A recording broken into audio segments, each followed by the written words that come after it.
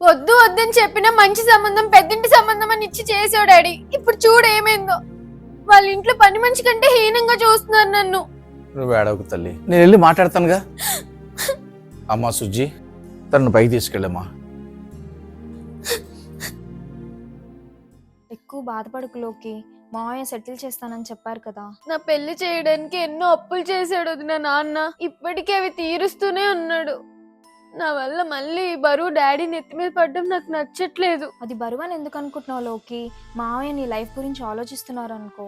ఏమో వదినా, నాకు మాత్రం ఈ లైఫ్ అస్సలు నచ్చట్లేదు. అందరినీ చాలా ఇబ్బంది పడుతున్నాను.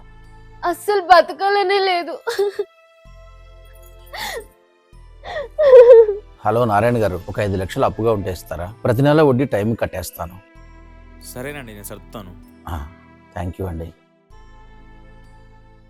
మావయ్య, ఇదిగోండి నా దగ్గర ఉన్న మొత్తం బంగారం. దీన్ని బ్యాంక్ లో పెట్టి డబ్బులు తెచ్చుకుందాం మావయ్య. వద్దమ్మా, ఈ బంగారం నీ ఇంట్లో వాళ్ళు నీకు పెట్టారు. దీన్ని నేను వాడుకోవడం కరెక్ట్ కాదమ్మా. ఏం మాట్లాడుతున్నారు మావయ్య? ఇవి నా దగ్గర ఉండడం వల్ల ఎటువంటి లాభం లేదు. ఇదే మన లోకి లైఫ్ కి యూజ్ అవుతుందంటే అంతకు మించి ఇంకేం కావాలి మావయ్య?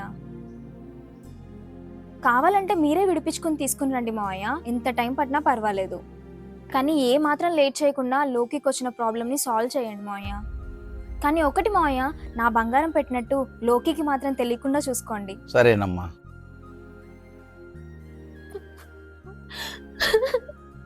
కష్టం వచ్చినప్పుడు నేను ఉన్నాను అని ముందుకు వచ్చే కోడలు ఉంటే ప్రతి ఒక్క ఫ్యామిలీ చాలా హ్యాపీగా ఉంటుంది కదా.